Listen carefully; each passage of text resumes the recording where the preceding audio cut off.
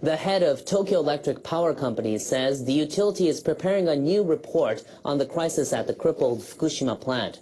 The announcement comes as the company tries to gain understanding to restart 2 other reactors in central Japan. TEPCO managers released their first report on the nuclear disaster in June last year. The evaluation was based on the company's own investigations, but many questions were left unanswered. So TEPCO President Naomi Hirose says the company is preparing another report. He told the lower house body that the new panel includes nuclear power experts from the United States and Britain, and that the report will be released soon. A technical team in Niigata Prefecture is examining the safety features of the Kashiwazaki-Kariwa plant, where the utility hopes to restart 2 reactors. TEPCO management apparently decided a further probe into the nuclear accident in Fukushima was needed to gain the prefecture's approval. Hirose says a copy of the report will be given to Niigata officials for review. Japanese policymakers are preparing to change their approach to national security. They're set to debate a bill allowing the government to designate state secrets. Critics say the changes could threaten people's right to know. Prime Minister Abe will present the bill later on Thursday. Lawmakers are expected to vote to create a National Security Council, and they're scheduled to debate the bill on state secrets. Under the proposals, people who leak information could face 10 years in prison. But opposition members say the definition of what qualifies as a secret is not clear. They say government officials could abuse the mechanism to withhold unfavorable information. Some policymakers want to strengthen people's right to know by amending the law on freedom of information. At the Fukushima Daiichi nuclear plant have been battling problem after problem. They've been plugging leaks and scrambling to build storage tanks for contaminated water. Now they're about to begin work on a task that's taken years to prepare. They're ready to move the fuel rods from the damaged reactor buildings to a safer location. NHK World's Yoichi Tateiwa has more in today's Nuclear Watch. The media entered the Fukushima Daiichi on Wednesday to see the number 4 reactor building. The building contains more than 1,500 fuel units. Most of them have been used. They're extremely hot, highly radioactive, and experts say they need to be kept cool for 30 to 40 years. The rods are stored in a pool about 20 meters above ground. The water traps radiation and keeps the rods cool. But a hydrogen explosion in 2011 weakened the building's structure. Experts say the rods must be moved to a safer place. Managers of Tokyo Electric Power Company have been preparing to start the job for the last 2.5 years. They plan to lift the rods out with a crane, but the building was too weak to support it. So workers built a steel frame. They will transfer the rods to containers that can seal in radiation. They will then move these to a sturdy facility within the compound and put them back into water. The job is far from straightforward. The workers have to maneuver the rods underwater to prevent any radiation from escaping. And they will have to cope with high levels of radiation, up to 200 microsieverts per hour. The working environment here is more difficult and stressful than usual. Therefore, I want to devote every effort to safely transfer all the fuel rods. TEPCO officials say it will take more than a year to remove all the rods from reactor number 4. Then, they will have to do it all over again at the 3 other reactors. They haven't said when they expect to finish. The operation is due to start this month. It's the latest hurdle in the long process of decommissioning the plant, a project that's expected to take up to 40 years. Yoichiro Tateiwa, NHK World.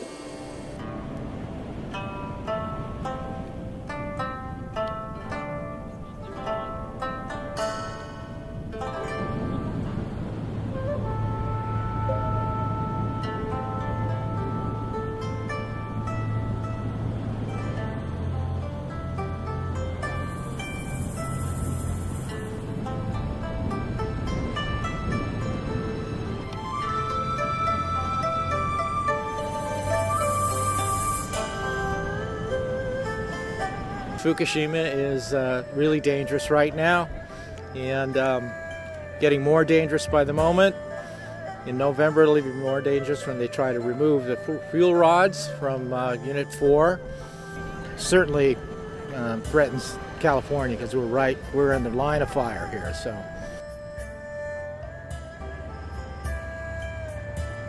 Radiation exposure has always been one of my causes. What do we do with the waste?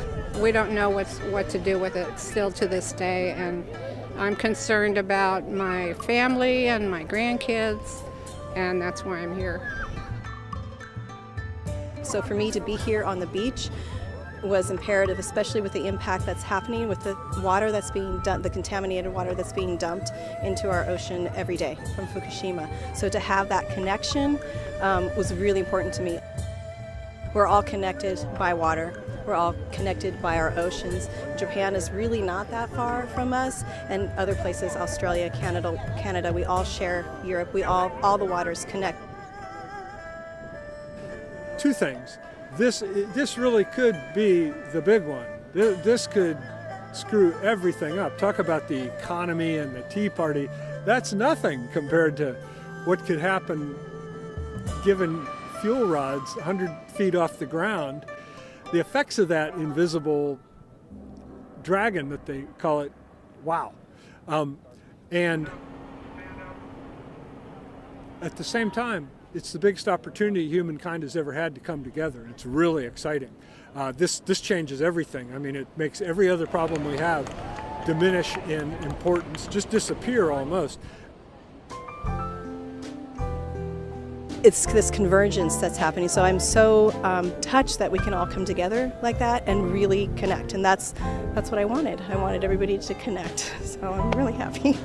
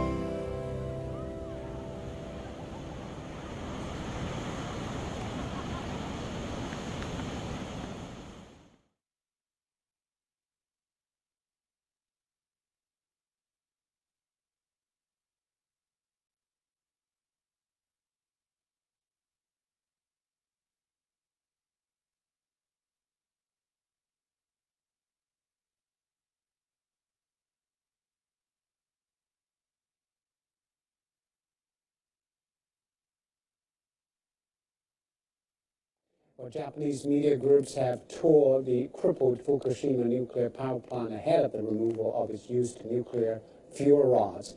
The plant was badly damaged in the aftermath of the earthquake and tsunami in 2011. Its operator, Tokyo Electric Power Company, announced plans for the removal in reactor number 4 last week. The reactor is one of the 3 that suffered a meltdown after the disaster. The removal process is considered extremely dangerous and could possibly unleash high levels of radiation. Japan's Nuclear Regulation Authority said that the proposal by TEPCO was appropriate and that the removal could start in November as planned.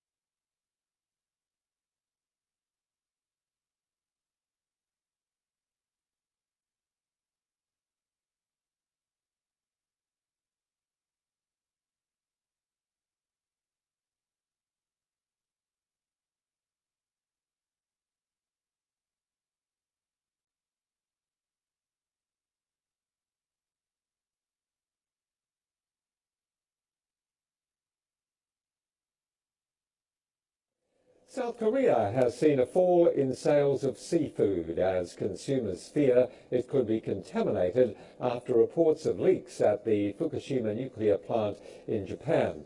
Food authorities say imports from Japan have decreased vastly and they are doing all they can to ensure no contaminated fish enters markets.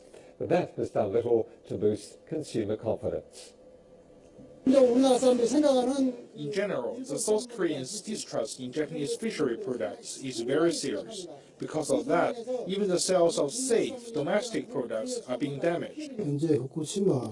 Currently, all imports of fish from 8 prefectures neighboring Fukushima are banned. Fish from regions other than those 8 prefectures are obliged to attach a radioactivity inspection report or certificate of origin.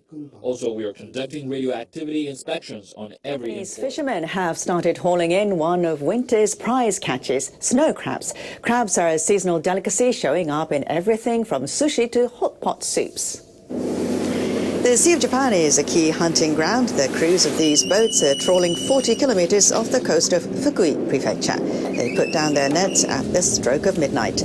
Not long after, they were pulling in the first catch of the season. Some of the shells measured 20 centimeters across. I'm glad to see these crabs.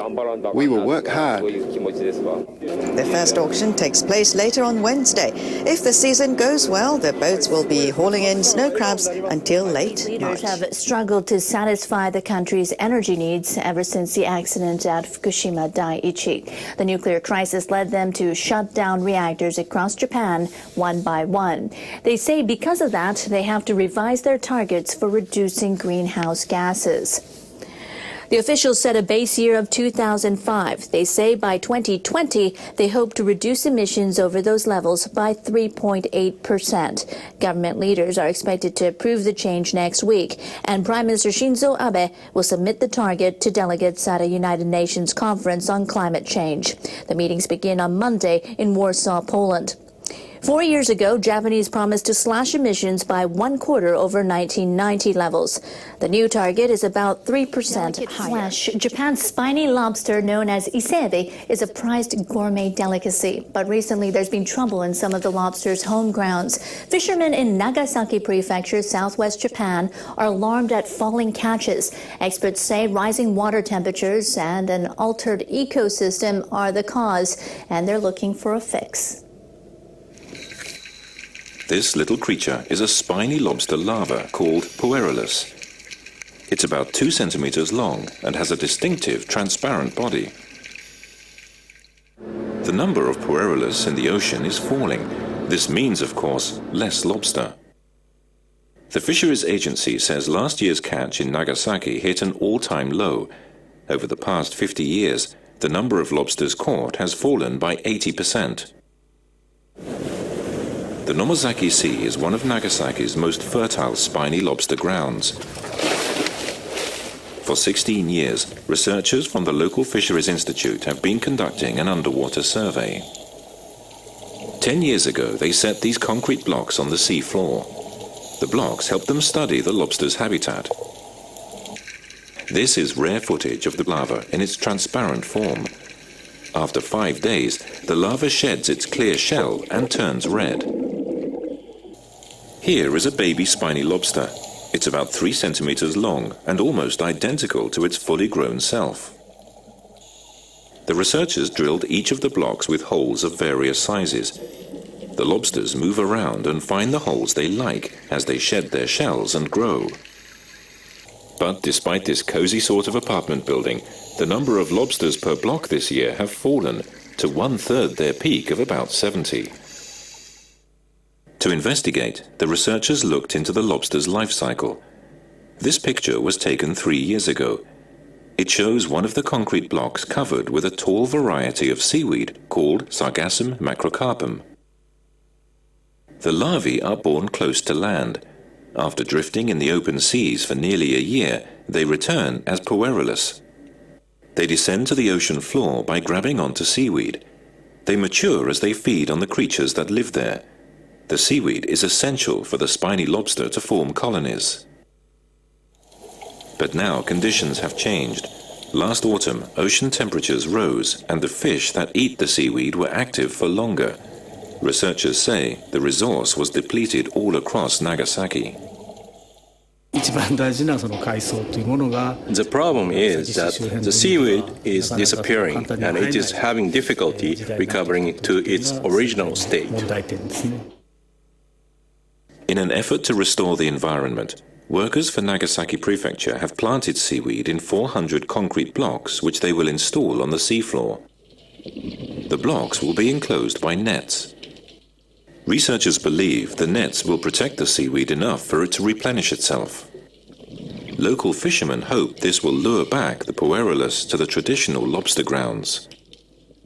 By nurturing seaweed, we want to create an environment where spiny lobsters can thrive.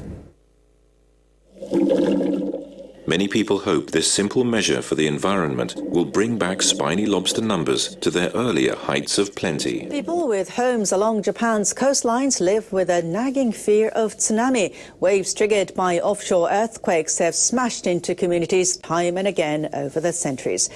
And the disaster in March 2011 sharpened people's awareness of the need to run to higher ground whenever they feel the earth move. Officials in a seaside town in western Japan are helping make sure the elderly don't get left behind. People in the town of Minami live near a seismic threat. The Nankai Trough lies on the seabed just to the south. It's caused massive earthquakes in the past and could trigger another. Local officials say that movement could send a tsunami 17 meters high, smashing into homes. Half the residents of this neighborhood are at least 65 years old. Some have weak legs, so they're training to walk faster in case they need to evacuate. I need to make my legs stronger. I've got to be ready to escape. Okinobu Seto leads the local disaster management group. He measured how far people would need to walk to the evacuation area. Then he worked out how long they'd probably take. He found people with weak legs would need 6 minutes, twice as long as everyone else. Scientists say a tsunami would hit the neighborhood 12 minutes after a powerful earthquake. So if the quake lasted 3 minutes, the elderly would only have 3 minutes to spare. Seto says they shouldn't waste that time gathering belongings to take with them. People with weak legs don't have a moment to waste. They should pack what they need ahead of time.